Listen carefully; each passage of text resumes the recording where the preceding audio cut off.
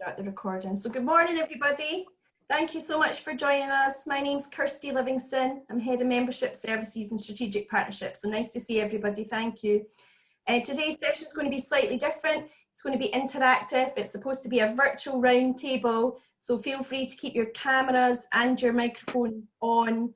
I'm just going to hand over to my colleague Malcolm, and he'll be speaking, and Alex is going to do a short presentation, and then we'll open it up for Q&A at that point, and I'll take the recording off so that we can share the slides with our members. So thank you so much. I'll just hand over to Malcolm Cannon, who's our National Director at IoD Scotland.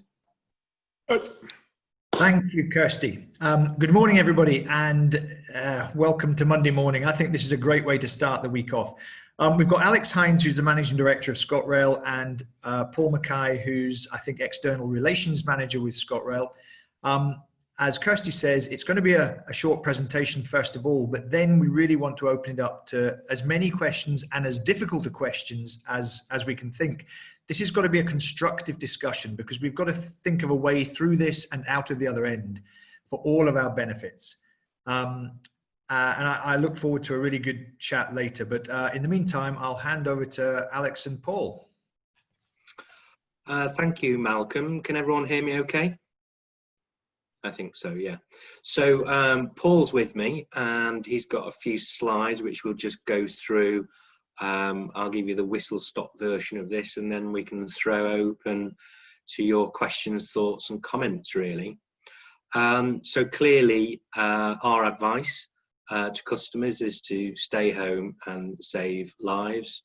The rail network is open for passengers and for freight, but for essential journeys only, and I can't stress that enough.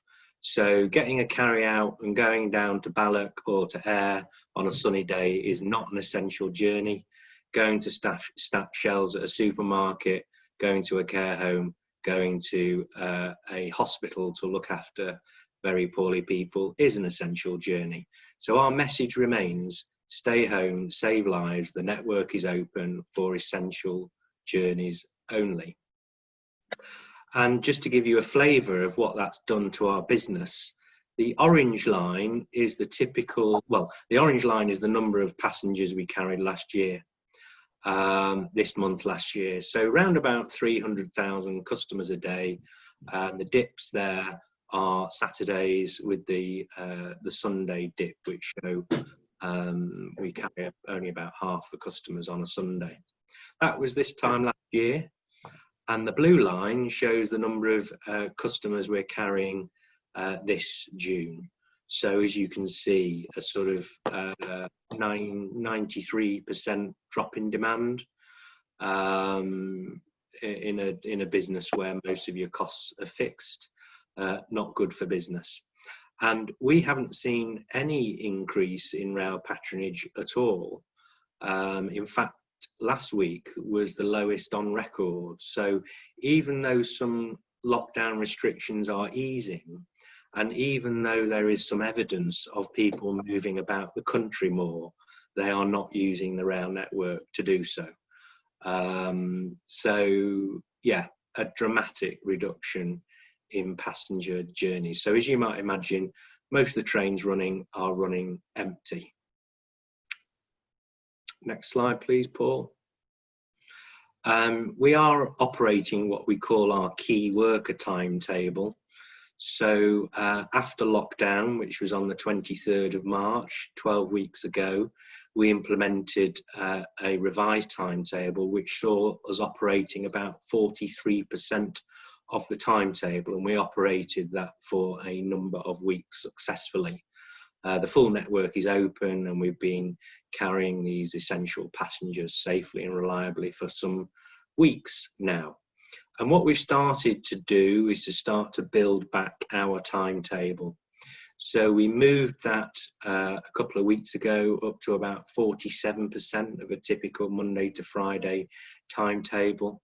And this morning we put in another timetable change, which now sees us operating about 60% of services on a typical Monday to Friday, But because those trains we operate are longer than normal, that delivers about 70% of the normal number of seats.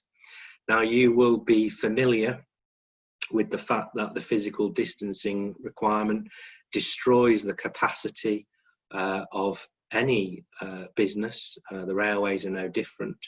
We can carry about 15% of customers when we have the 2 metre rule requirement. And we are in the process of physically distancing our network. We are working very closely with Scottish Government on the restart of rail services. So the objective is to add services in before they are required. So the reason why we added more services today is in anticipation of Thursday's lockdown announcement by the First Minister. We are going to uplift our timetable to what we're calling a maximum dependable service in advance of the schools reopening around about the 10th, 11th of August. And we are currently discussing with Scottish Government whether we put a change in next month, potentially anticipating more journeys as a result of the expected lockdown easing around tourism, leisure and hospitality. All these decisions are made in concert with Scottish Government, and the sort of circularity between opening sections of the economy and society up and what that means for your transport network is understood at the highest level. So that is all working well. Because businesses which experience a reduction in demand, but largely costs are fixed, we are on what's called an emergency measures agreement with Scottish Government, like every single franchise across the UK, and that runs till September, and that sees all the financial risks of running our railway transferred temporarily back to the taxpayer to secure the provision of rail services and, of course, the employment of our people. So over the last 12 weeks, we've had to physically distance the production of our railway. So whether that's cleaning trains, maintaining trains, driving trains, conducting trains, gate lines, station, dispatch, control, you name it, it's all been physically distanced. Some services we've had to withdraw completely. So for example, food and drink on board. Because of the physical distancing requirement, we're not undertaking ticket checks on trains, for example. That picture there is Glasgow Central, and the blobs on the concourse floor are a 2 metre spacing, and that is a very visual way of showing that the 2 metre requirement destroys the capacity of the railway, just like it destroys the capacity of your supermarket or your pub or your office block. And so we are rolling out this across the network, on lifts, on escalators, on platforms. We are rolling out hand sanitizers to our busiest stations.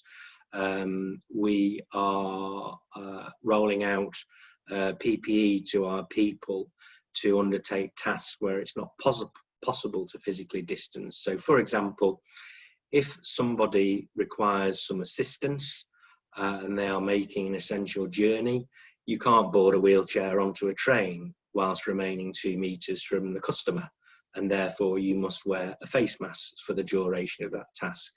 So a huge logistical effort going on, which for most customers is behind the scenes, but people will see that as people return to the network.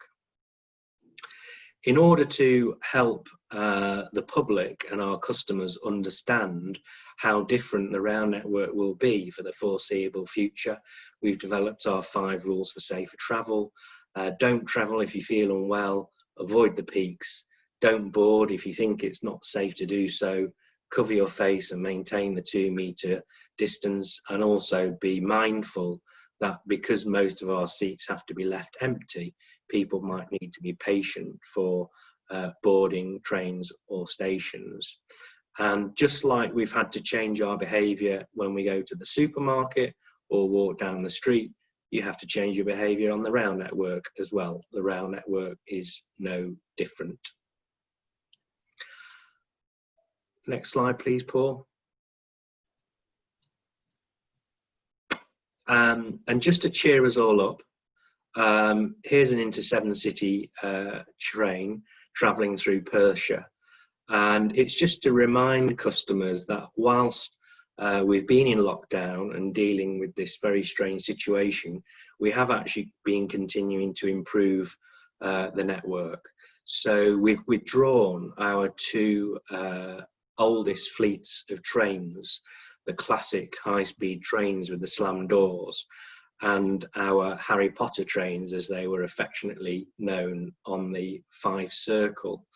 And now every train in the ScotRail fleet is fully accessible, and we are continuing to roll out an intercity product for domestic journeys within Scotland.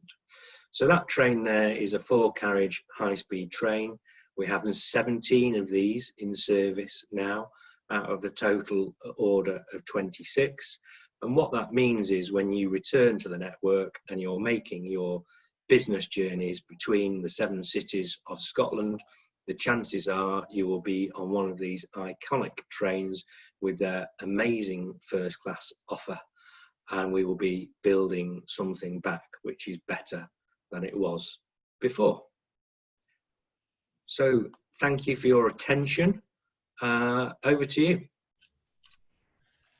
Alex, thank you very much. That was really clear. I think it's given a very good stepwise explanation of how we got to where we are and what the next stages are.